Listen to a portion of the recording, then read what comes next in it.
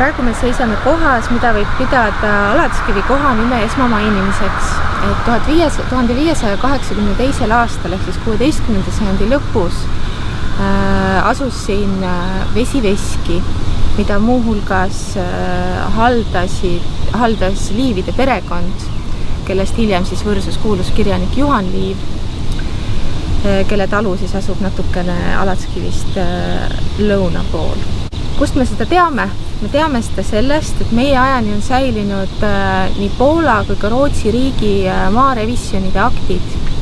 Et teatavasti Lõuna-Eesti oli 16. sajandil küll üsna lühikeses vahemikus, aga siiski Poola-Leedu vürstiriigi võimu all. Ja iga uus võim omakorda tahab teha inventuuri, millised maad talle siis juurde tulid ja samamoodi Poola riik.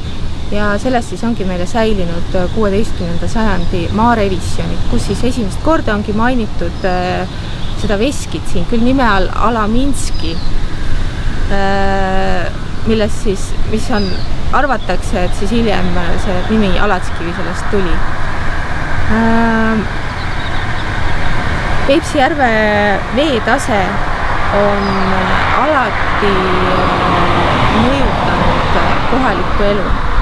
Et mõjutanud seda, kus inimesed elasid, kus nad üldse elada said, kus nad said pidada põldu, kus said olla karjamaad.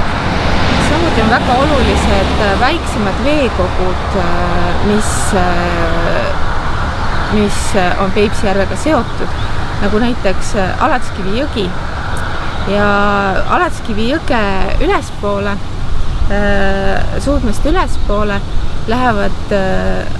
asuvad mitmed objektid, mis siis märgivad asustuse ajalugu või siis asustuse erinevaid ajastuid. Ja praegu me olemegi siin siis nagu sellise kõige hilisema asustuse juures, ehk siis Peipsi järvele kõige lähemal. Ja kui siis minna mööda Alatskivi matkarada ülespoole, siis võibki näha ka teisi vanemaid asustuspunkte. Et muuhulgas tahaksin öelda, et selja tagant läbi jooksev maantee, mis on siis Kallaste Tartu maantee, Omedu Kallaste Tartu maantee, märgib sellist tõenäoliselt muinasaja lõppu ehk siis 12.–13. sajandi sellist asustuspiiri, et mitte päris rannajoont, et rannajoon ilmselt oli natukene kaugemal, aga sellest piirist Peipsi järve poole tol ajal ilmselt asustust olla ei saanud, et seal oli lihtsalt niivõrd märg. Et seda võibki siis ise ka kaardilt jälgida, et kuidas maantee jookseb, et umbes niiviisi siis Peipsi järve randa, umbes sellise koha peal Peipsi järve randa tol ajal kasutati.